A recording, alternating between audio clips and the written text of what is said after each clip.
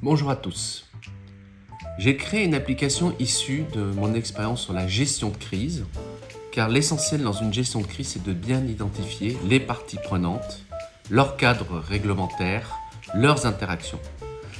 Cette application, elle est souple, sécurisée et respecte la vie privée, bien sûr, de chacune des personnes, mais elle vous permet d'aller vite, de regarder avec précision ce que chacun dit, ce que chacun fait, de façon à pouvoir trouver votre marge de manœuvre.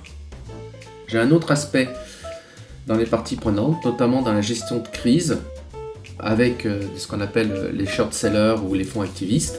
Et donc on voit bien que des gens qui ont été notamment dans l'affaire Casino assez acteurs, donc on les a classés par importance pour qu'on puisse bien les voir. Et donc il y a l'association et une personne qui est avocate qui a joué un rôle clé à l'intérieur, qui a des relations avec une journaliste du Monde qui s'appelle Isabelle Chaperon, qui a un troisième acteur qui est, alors on les a mis sur les analystes, mais qui sont aussi considérés comme des short-sellers, et on voit aussi apparaître à la fois des journalistes, mais aussi du monde académique à l'intérieur, qui peut être intéressant, et ne serait-ce que le Financial Times.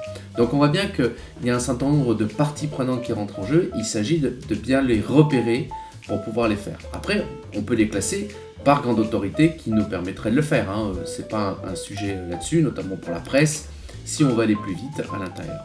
Donc si on revient ici, par exemple, sur Sophie Vermeil, ce qui est important, bien sûr, c'est que qu'est-ce qu'elle fait, droit et croissance, quels sont les médias qu'elle utilise, comment elle le fait, et puis on a un certain nombre d'articles dans lesquels elle est citée ou pas citée, qu'on peut retrouver ici, et qui nous permet d'avoir sa vision à l'intérieur pour le savoir. Elle, alors on pourrait le faire, mais ce qui est intéressant aussi, c'est qu'elle intervient aussi dans le monde académique pour le faire, et donc là on va savoir le nombre de choses et le nombre de Twitter ou des points là-dessus.